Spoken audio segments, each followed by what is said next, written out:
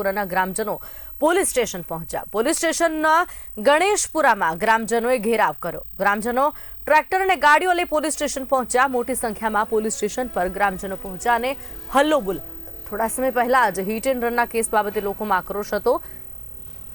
25 many રાત્રિની ઘટનામાં police નિષ્ક્રિય હોવાની ફરિયાદ ઉઠી છે।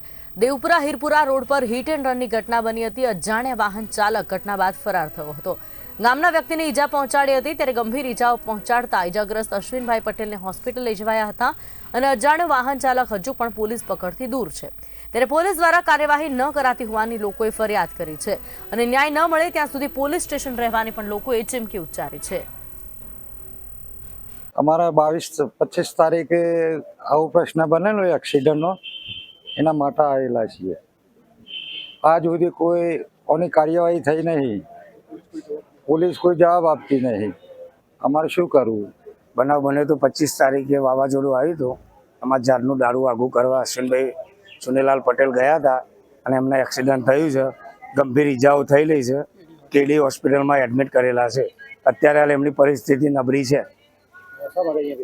શા માટે કે અમે પોલીસ સ્ટેશન FIR આપેલી હતી, બરાબર। હજી સુધી કોઈ ન્યાય મળ્યો નથી અમને, અને અમે ન્યાય નહીં મળે ત્યાં સુધી અહીંયાથી અમે જવાના નથી।